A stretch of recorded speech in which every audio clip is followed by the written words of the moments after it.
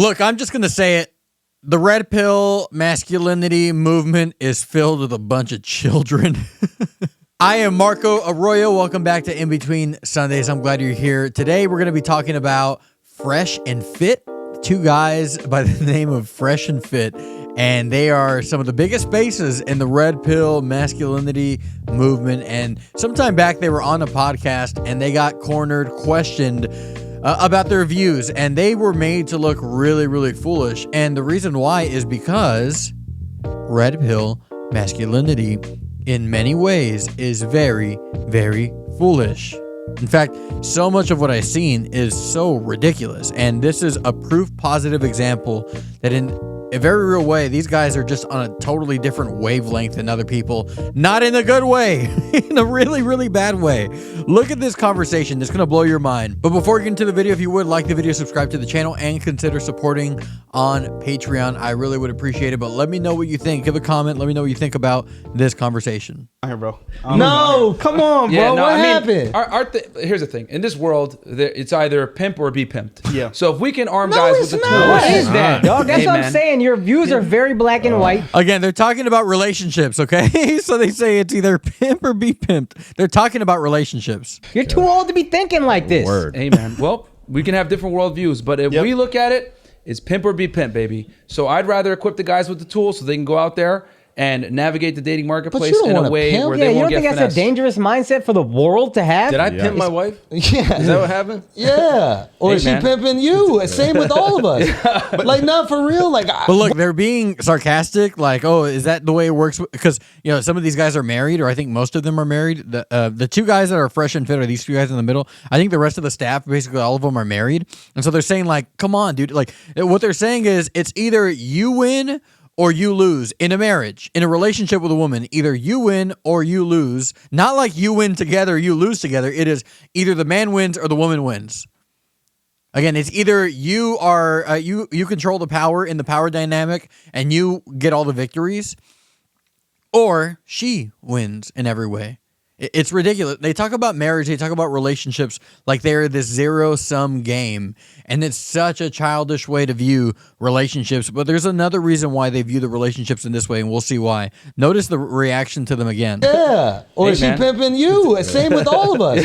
But like, not for real. Like, what if we're also telling you that that's not the experience? And that maybe there's experiences you've had, and being in a dating scene like Miami, right? Mm-hmm. And we know it could get wild, especially if you're going to like these types of parties. You got a lot of girls that are like literally paid to be there, and they might be paid to do other stuff as well. So if you're interacting with these girls, I can understand how you like grow a little bit of resentment. You're like, where are the good girls at? There's no resentment, man. It's just awareness. And I know it might come off that way, but it's just merely just being aware of what's going on, adapting to the situation, and making the best move that's gonna not put you in a compromising position. Because we've heard so many terrible stories from guys making mistakes, etc. with women, that's come back and really bit them in. So we just want guys to maneuver it in a way where I think that's altruistic of you. Yeah. Like, I really do. Like, you're like, I want you to be safe. I want you to be protected. Like, I'm going shark diving. You're like, bro, can I give you this metal suit that you put on? So just in case the shark does bite you, you're looking out. Yeah.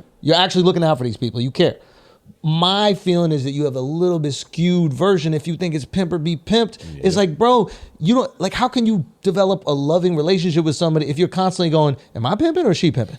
That's dangerous. Here's the thing. One person in the relationship, whoever cares less has the leverage, and we want the guy to always care less.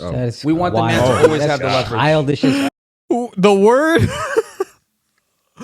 The word leverage is not a word that you should use in a loving marital relationship context, or just any loving relationship context. When I think about the people that I most love in this life, even if I put my wife and children aside, I do not use the word leverage when I'm thinking about a relationship with them. That is absolute insanity. What in the world are we talking about here? He goes, someone holds all the cards. Someone has the leverage. What in the world what kind of universe are you operating in? It sounds absolutely insane. I pointed this out before that, and other people have pointed this out too, that a lot of the people in these modern masculinity, red pill movement stuff, they all seem like they've been hurt by someone. And so now they're scarred for life, hurt people, and they're just operating off of that pain and reacting and living according to that pain, which is a ridiculous thing to do, but a lot of people do it, and it's understandable why someone might do that. And these guys are saying, no, we didn't have a love of our life that hurt us and therefore has changed the way we operate entirely in our lives. No, for us, it is very simple. We just understand the reality of life, that someone's got to hold all the cards. So do you want to win or do you want your wife to win? Or if your wife, do you want to win or do you want your husband to win? Someone's going to win. So you've got to be the one who wins. And you notice what he said.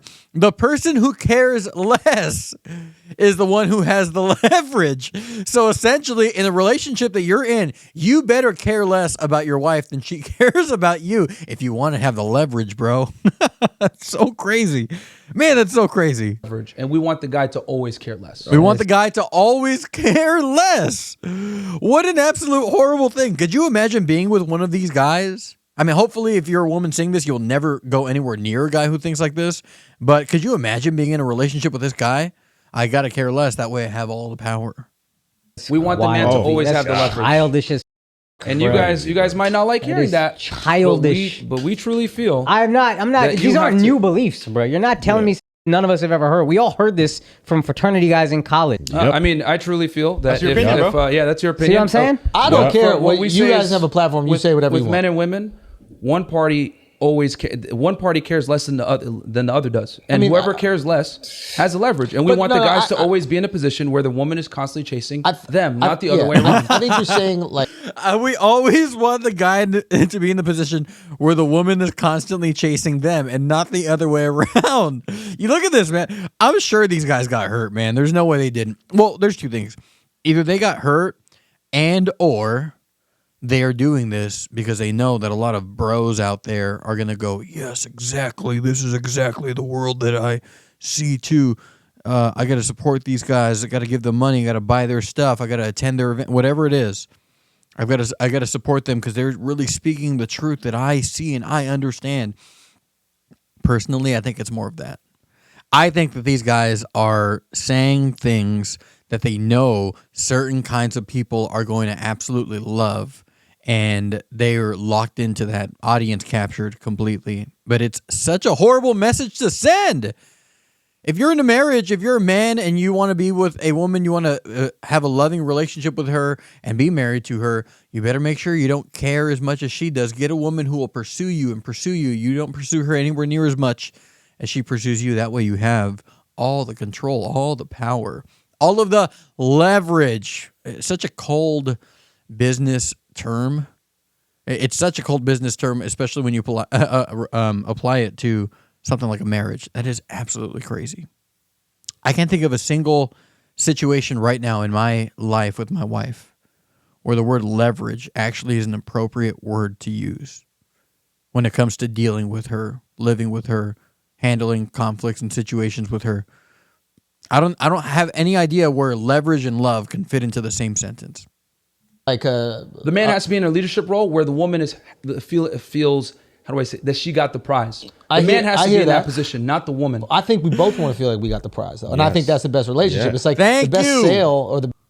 I think we both should feel like we got the prize. He's saying like, you make sure the woman pursues you more than you pursue her. How about we both pursue each other? How about we do that? She needs to feel like she absolutely lucked out. How about we both feel like we lucked out? Can it not be both of us loving and pursuing each other as much as we possibly can? Is that not possible? They're living in this reality where that is not possible. And this is the problem and why I say modern masculinity, this kind of modern masculinity is filled with children. It's filled with guys who choose to swim in the dirtiest pool in town. Again, he said, Andrew pointed this out, in a terrible dating scene like, Miami. They are choosing to swim in the dirtiest pool in town as far as just the culture of it and the way people handle their relationships there. If I want to go looking for a wife, I'm not going to go to some nightclub in Miami trying to find a wife. Not a scene I want to be part of. Not even close. But that's where they are. That's the pool that they swim in. And so they swim in this disgusting pool with all this horrible stuff that happens there and this horrible culture. Again, that stuff is real for a lot of people. But then they turn around and say, well, that's just how the world works. No, that's how your dumb, ridiculous, immature, childish world works. This world that is only pursuing this carnal desire and trying to build a framework in life around it. That's how your ridiculous world works. Find a better world. There is a better world out there. That's not how I felt at all when I was pursuing my wife. That's not how I felt. I didn't feel like, oh man, I've got to make sure I got the leverage over these women. I didn't feel like, oh man, either she's going to beat me or I'm going to beat her. Someone's going to win in this relationships. That's not how people think about it in my circles. You can have, so here's some breaking news. You can have a loving relationship and it not be either a zero-sum game or some kind of a competition with you and the person that you love. I want to say another controversial thing. If you and another person really love each other, you don't compete with each other. And that is a real thing that exists in the world. But maybe you have to get out of the disgusting water that you're swimming in and join the rest of us in normal, healthy reality. Try it out. You might like it. Love you. Let me know what you think, though. Comment. Do you disagree with what I'm saying? Does that not exist, right? Whatever it is. Or is this a man who has lost the battle against his wife? Let's talk about it. Let me know. I love you. Like the video, subscribe to the channel, and consider supporting the Patreon. I will see you soon. Goodbye.